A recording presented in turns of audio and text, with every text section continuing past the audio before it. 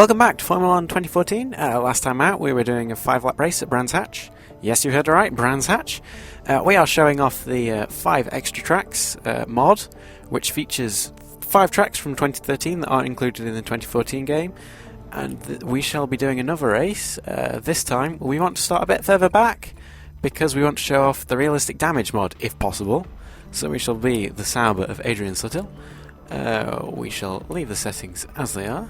And this time we shall be doing it at the Nürburgring, the wonderful Nürburgring, replaced this year by Hockenheim as they switch every year. So next year shall be back at the Nürburgring, and presumably the Hockenheim might be a track mod. But so we shall see next time. But this time we shall be driving at the Nürburgring, and hopefully we'll be able to see realistic damage mod a bit more, because last race we didn't really see it at all. That's mainly because we started in the middle of the pack and got to the front pretty quick. Well, near the front, because I mean you can't include the Mercedes, but so this time we shall hopefully be at the mid to the back of the pack, and hopefully we'll be able to see some damage. Hopefully not on us, because that'd be very bad.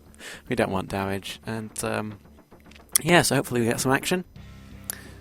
So here we are at the Nürburgring with the nice intro shots into the Sauber we get, and we are starting in 17th place. So that's quite far at the back, but that's pretty much around where you'd expect a Sauber. So let's head to the race, where we shall start from 17th place and hopefully gain as many positions as we can.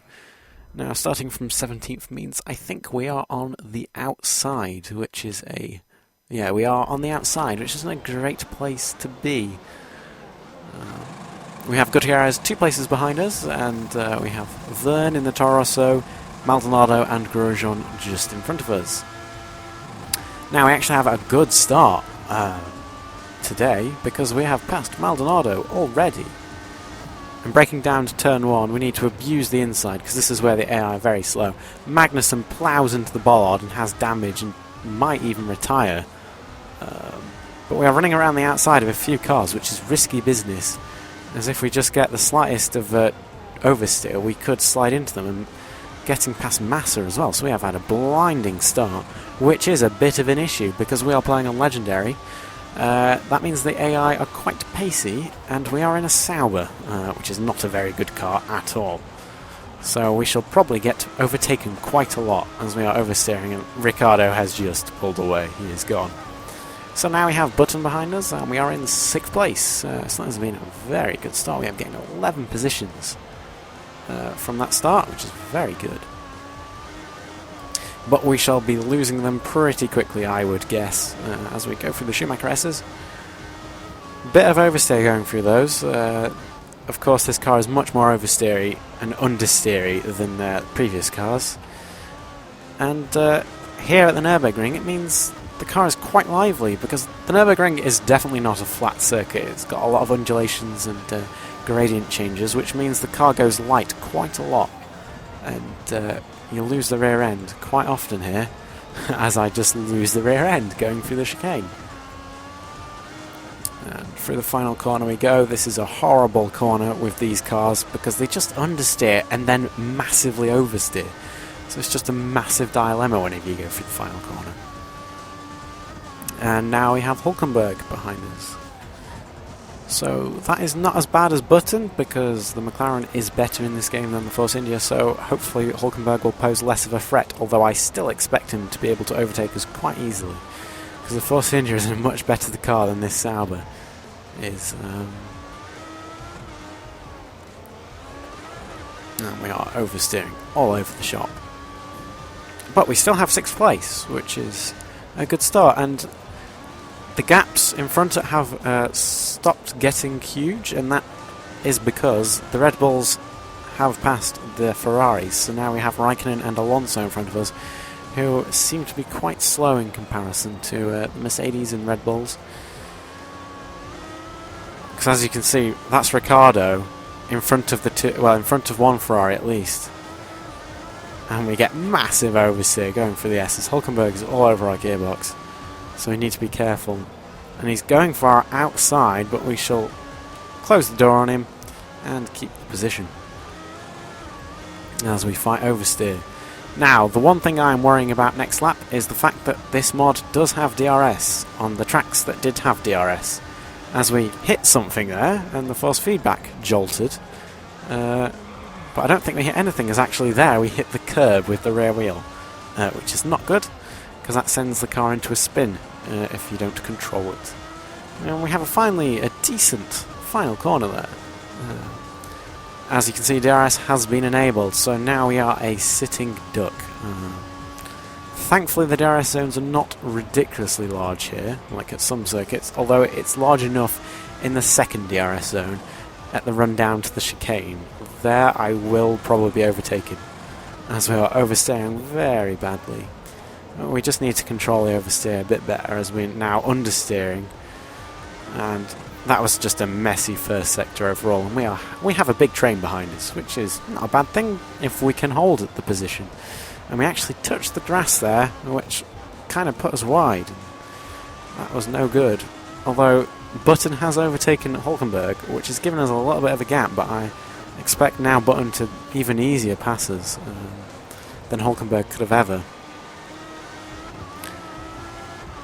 So up the S as we go again, then we won't be too far away from DRS zone, which we do not want to be, really. We want to stay away from those, but unfortunately we've got 2 of those a lap. So we already passed the DRS detection zone, and here is the DRS boards. So Button will be using DRS right now. If he was in the 1 second window, and he is, and he's using DRS, so he goes up our inside at the chicane. But we are fine. We actually clip the curb, like, very badly. But we get away with it. That sent the car quite airborne and into a huge slide. And presumably Button just got caught up behind us with nowhere to go. So we have kept the position and actually gained a little. So now Button is 0.75 behind us, although he will have DRS once again. So that'll close the gap up pretty quickly. And that bollard there is just sitting just off the racing line, which is quite thankful, because bollards will take your front wing off with the realistic damage mod. And for reference, I am running it on setting at number 5, which is, I think, like somewhat like very realistic. It's a scale of 1 to 6, with 1 basically being off, I think, pretty much, and 6 being, if you touch a blade of grass, your wheels are going to fall off.